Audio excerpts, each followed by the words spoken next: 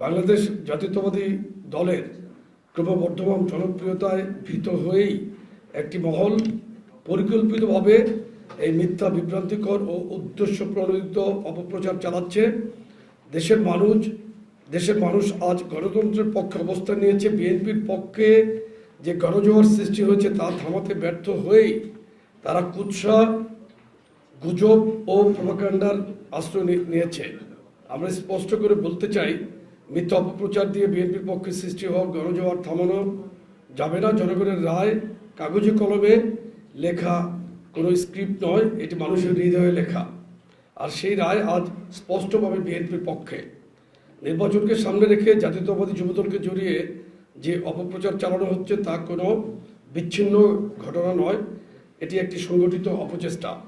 সামাজিক যোগাযোগ মাধ্যম ও কিছু অনলাইন পোর্টালকে ব্যবহার করে যুবদলের ভাবমূর্তি ক্ষুণ্ণ করার চেষ্টা চলছে, যাতে ভোটের মাঠে বিভ্রান্তি সৃষ্টি করা যায় এবং গণতান্ত্রিক পরিবেশকে বিষাক্ত করা যায়। সম্মানিত সাংবাদিকবৃন্দ, প্রথম ঘটনাটি আপনাদের সামনে তুলে ধরছি।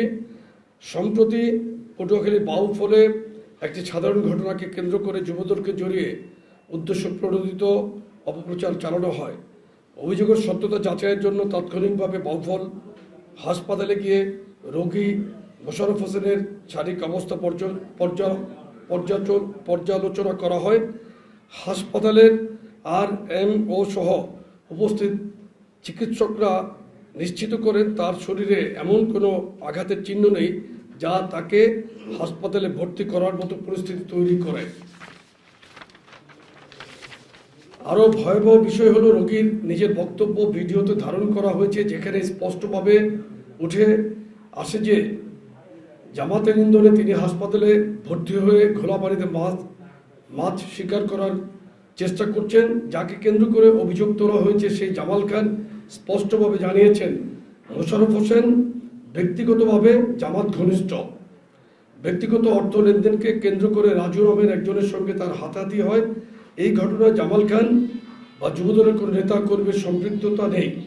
তবুও এই ঘটনাকে রাজনৈতিক রং দিয়ে বিএনপি ও যুবদলের বিরুদ্ধে কুৎসিত প্রোপাগান্ডা চালানো হয়েছে। এটি একটি ডকুমেন্টেড মিথ্যাচারের প্রমাণ। এখানে উল্লেখ্য এই মোশাররফ হোসেন শহীদ একজন সাংবাদিকের পিতা, কিন্তু এই মোশাররফ হোসেনের বিরুদ্ধে জেলা প্রশাসকের কাছে ওই শহীদ সাংবাদিক মেহেদীর স্ত্রীও অভিযোগ করেছিল। সরকার থেকে প্রাপ্য 12 লক্ষ টাকা মোশাররফ হোসেন একা আত্মসাৎ করতে চেয়েছিল, তার পুত্রবধূকে এই টাকা থেকে বঞ্চিত করতে চেয়েছিল। শহীদ সাংবাদিকের স্ত্রী জেলা প্রশাসক বরাবর দরখাস্ত করলে মোশাররফকে 2 লক্ষ টাকা এবং শহীদের স্ত্রীকে 10 লক্ষ টাকা জেলা প্রশাসন বন্টন করে দেন।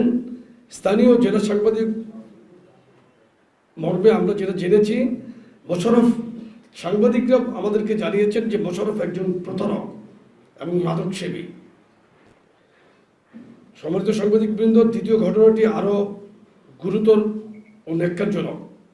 29 জানুয়ারি কুষ্টিয়া সদর উপজেলার আইলচারা ইউনিয়নের বাক্স ব্রিজ এলাকায় একটি সম্পূর্ণ স্বাভাবিক ঘটনাকে কেন্দ্র করে জামায়াতে ইসলামী কুষ্টিয়া 3 আসনের প্রার্থী মুফতি আমির হামজা প্রকাশ্যে মিথ্যাচার করেছেন। সামাজিক যোগাযোগ মাধ্যমে ছড়িয়ে পড়া ভিডিওতে স্পষ্ট দেখা ও শোনা যাচ্ছে স্থানীয় যুবদল নেতা নাসির মোটরসাইকেল থেকে নামেননি, কোনো আক্রমণ হয়নি, কোনো বিশৃঙ্খলা হয়নি। তিনি মোটরসাইকেলে বসে জামাতের একজন পুরুষ কর্মীর সঙ্গে কথা বলছিলেন। আশেপাশে তাকে নারী কর্মীরা নিরাপদ দূরত্বেই দাঁড়িয়েছিলেন। বেলা 11টায় স্থানীয় জনগণের সামনে এই আলোচনা হয়।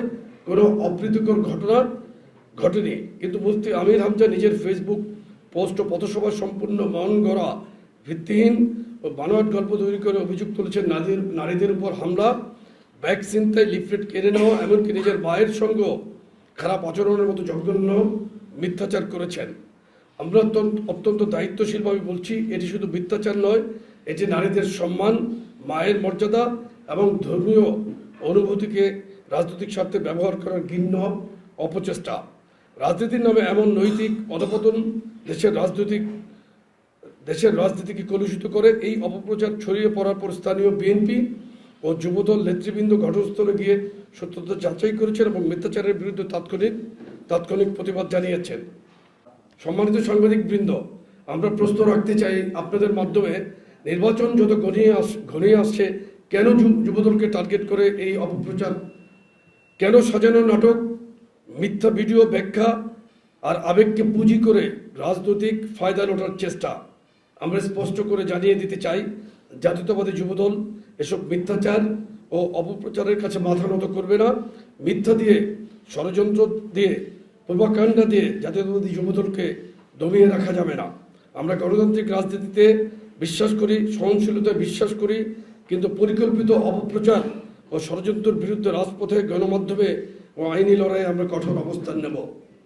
পরিশেষে আমরা গণমাধ্যম কর্মী সহ দেশবাসীর প্রতি আহ্বান জানাই, সত্য যাচাই করুন, অপপ্রচারে বিভ্রান্ত হবেন না এবং গণতন্ত্র ও শান্তিপূর্ণ নির্বাচনী পরিবেশ রক্ষায় সচেতন ভূমিকা পালন করুন। ধন্যবাদ সকলকে।